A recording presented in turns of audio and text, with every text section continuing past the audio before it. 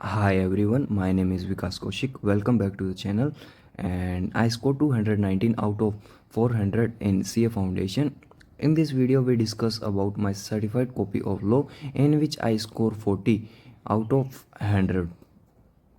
And मैंने question number first से शुरू किया था क्योंकि मेरे को इसका पार्ट बी एंड सी अच्छे से आता था।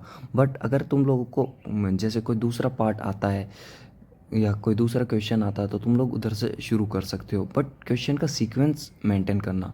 अगर फॉर एग्जांपल मैंने क्वेश्चन नंबर 1 से शुरू किया तो इसका 1 का ए बी सी एक ही जगह है। अगर तुम लोग जैसे कोई दूसरे क्वेश्चन से स्टार्ट करते हो क्वेश्चन नंबर 6 तो उसका ए बी सी जितने भी पार्ट्स हैं उसको सीक्वेंस में रखना। और ये इंडियन कॉन्ट्रैक्ट एक्ट का था एंड मेरे को इसमें 2 नंबर मिले 7 में से क्योंकि मैंने छोड़ दिया था।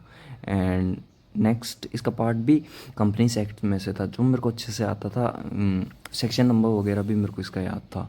अगर तुम लोग को भी कोई सेक्शन नंबर याद है तो उसको नोट करो, बट अगर जिस सेक्शन में कॉन्फिडेंट हो उसी को लिखना और लिखकर हाईलाइट करना, और कीवर्ड्स वगैरह को भी हाईलाइट करना मत भूलना। ये पैटर्न तुम लोग देख सकते हो। मैक्सिमम आईसीआई मॉड्यूल की लैंग्वेज को मैंने फॉलो किया है। जितना लिख सकते हो तुम लोग भी आईसीआई मॉड्यूल की लैंग्वेज पे स्टिक रहना। और here you can see maximum words I can write it down from ICI module and then fact of the case। ये क्वेश्चन का भी कोई एक जो समरी होता है क्वेश्चन की, बेसिकली वही है। कोई भी इंपॉर्टेंट लाइन जो क्वेश्चन का फैक्ट बता रही हो तुम लोग उसको राइट डाउन कर देना एंड एंड में तुम्हारा कंक्लूजन। एंड मैंने थोड़ा ज़्यादा लिख दिया, बट कंक्लूज़न 1 या 2 लाइन, इससे ज़्यादा का कंक्लूज़न मत रखना। इंपॉर्टेंट लाइन लिखना, फैक्ट, प्रोविज़न एंड कंक्लूज़न। मैंने थोड़ा ज़्यादा बड़ा लिख दिया था। एंड थर्ड पार्ट इसका बेसिकली डायरेक्ट क्वेश्चन था इंडियन पार्टनरशिप एक्ट का। इसका भी सेक्शन नंबर याद था मेरे को, बट हाईलाइट करना भूल गया। एंड डायरेक्ट था तो बेसिकली पूरा याद था मेरे को अच्छे से और कॉन्फिडेंट भी था, तो इसको जल्दी से फिनिश किया। और हेयर यू कैन सी थोड़ा सा, और ये कट्स वगैरह करने से थोड़ा सा अवॉइड करना।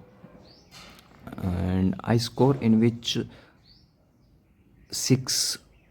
4 out of 6 and total score is 8 out of 20। And next question is 2 and it is basically from Sales of Goods Act। Simple provision, fact and conclusion, and in which I score 3 out of 7।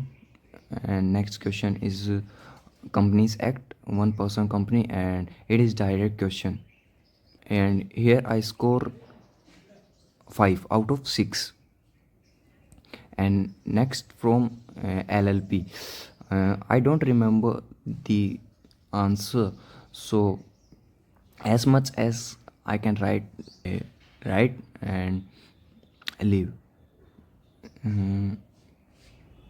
Third A part मेरे को नहीं आता था, इसको skip कर दिया। And इसका part A था कंपनीज एक्ट से, इसको लिखा एंड एक ही नंबर मिला। पार्ट बी, पार्ट सी भी इसका नहीं आता था मेरे को, एंड 4 मैंने स्किप कर दिया था। और ये क्वेश्चन नंबर 5 का ए, एंड ये भी सेल्स ऑफ गुड्स एक्ट से था। और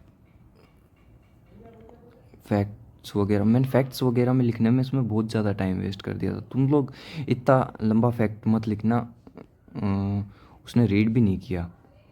फैक्ट मैक्सिमम 2 और 3 लाइंस का लिखना जिसमें क्रैक्स हो पूरे क्वेश्चन का कि वो कहना क्या चाह रहा है।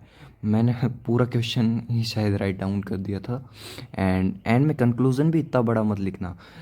कंक्लूज़न और फैक्ट मैक्सिमम 2 3 और 4 इतनी लाइन में फिनिश करने का ट्राई करना।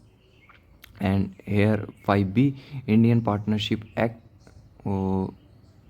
डायरेक्ट क्वेश्चन था, एंड आई 3 इसको 3। एंड इसका सी पार्ट कट डाउन कर दिया था। एंड ये भी एक शायद ये भी डायरेक्ट क्वेश्चन है जिसमें 4 मार्क्स मिले 6 में से, total score 10 out of 20। And next question C, and Negotiable Act का था, ये अच्छे से याद था मेरे को। सो इसको लिखा, पेनल्टीज़ वगैरह भी शायद याद थी इसकी मेरे को, हाँ पेनल्टीज़ वगैरह भी याद थी इसकी। फैक्ट, इसमें फैक्ट देखो, जितना फैक्ट इसमें लिखा है ट्राई करना सब क्वेश्चंस में तुम इतना ही लिख सको, फैक्ट और कंक्लूजन, क्योंकि और हाईलाइट ज़रूर कर देना तुम्हारा जो भी हो। इसमें 6 स्कोर किया है 7 में से। एंड हियर 6B, ये भी शायद डायरेक्ट क्वेश्चन था, आई डोंट रिमेम्बर, हाँ डायरेक्ट क्वेश्चन था, इसमें भी 2 स्कोर किया है। और ये 6C provision and Sales of Goods Act का था, बाजी में लिख दिया था। बट तुम लोग ये सब गलती मत करना, एग्जामिनर अच्छे से कॉपी को चेक करता है एंड इम्प्रेशन ख़राब होता है। मेरा तो 6C था एंड मैं हाथे हाथे किया है। एंड डायरेक्ट इसमें भी मार्क्स एक ही अलॉट हुआ है और टोटल 9/6। फैक्ट और कंक्लूज़न तुम्हारा, उसको जितना शॉर्ट लिख सको तुम उतना शॉर्ट लिखने का ट्राई करना, क्योंकि जितना इतना बड़ा कोई रीड नहीं करेगा। एक एग्जामिनर मैक्स टू मैक्स एक कॉपी को चेक करने में 2 या 3 मिनट, इससे ज़्यादा वो नहीं देगा। और तुम लोग मेरी तरह इसमें इतना बड़ा बड़ा लिखोगे, कोई मतलब नहीं है। जितना शॉर्ट हो सके उतना शॉर्ट लिखने का ट्राई करो। एंड ये जैसे कि मैंने ये क्वेश्चन एकदम अच्छे से लिखा है एंड पूरा सही है, आई थिंक मैंने आंसर भी चेक किया था। बट उसके बाद भी इसमें देखो 2 ही आए हैं 7 में से, क्योंकि अननेसेसरी चीज़ें बहुत लिख दी थी। कंक्लूज़न इतना बड़ा लिख दिया एंड फैक्ट्स वगैरह इतने बड़े लिख रहा हूँ, इतनी चीज़ की ज़रूरत नहीं है। और फैक्ट्स वगैरह को आई थिंक कोई रीड भी नहीं करता है, इसको 1 2 3 इतने लाइन में फिनिश करने का ट्राई करो। कंक्लूज़न जितना छोटा कर सको उतना करो, और जो मेन आंसर आए तुम्हारा कंक्लूज़न में उसको अंडरलाइन या हाईलाइट करने का ट्राई करो, जिससे एग्जामिनर सिर्फ वही चीज़ें पढ़ेगा। वीडियो पसंद आया तो लाइक करना, शेयर करना और सब्सक्राइब करना।